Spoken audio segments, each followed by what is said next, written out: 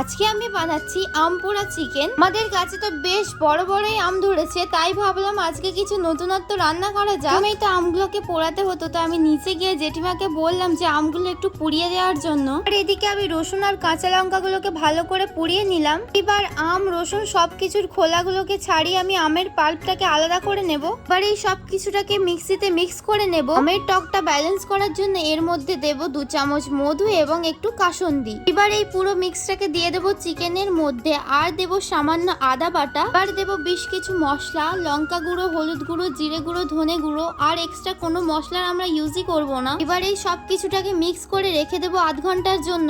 আধ ঘন্টা পর কড়াইতে তেল দিয়ে দেব পেঁয়াজ কুচি। তারপর এই পেঁয়াজটাকে গোল্ডেন ব্রাউন করে ভেজে নেব। এবার এর মধ্যে দিয়ে দেব এই চিকেনের পুরো মিক্সটা। এবার এই পুরো চিকেনটাকে তো শুধু ভালো মতো কষতে হবে। তো প্রথমে নুন ব্যবহার করিনি, তার জন্য নুনটা এখন দিয়ে দেবো, দিয়ে ঢাকা চাপা দিয়ে বেশ অনেকক্ষণ ধরে কষিয়ে নেব। এইবার একটা সসপ্যানে বসিয়ে দেবো সামান্য গরম জল। গরম জলের মধ্যে দিয়ে দেবো গোটা গরম মশলা। কালারটা যখন হালকা হলদে হলদে হয়ে আসবে, তখন ছাঁকনি দিয়ে ছেঁকে দিয়ে দেবো চিকেনের মধ্যে। আর উপর থেকে দিয়ে দেবো কয়েকটা কাঁচা লঙ্কা কুচি। এবার এই চিকেনটাকে বেশ খানিকক্ষণ ঢাকা চাপা দিয়ে রান্না করব, তাহলে রেডি হয়ে যাবে আমাদের আম পোড়া চিকেন। আজকে দুপুরের লাঞ্চটা তো জমে গেল, তবে তোমাদের কেমন লাগলো এই রেসিপিটা অবশ্যই জানিও। আমি তো এই রান্নাটা ইউটিউব দেখেই বানিয়েছি, তোমরা কে কে আমার মতো ইউটিউব দেখে রান্না করো অবশ্যই জানিও। তবে আজকের মতো আসি, বাই।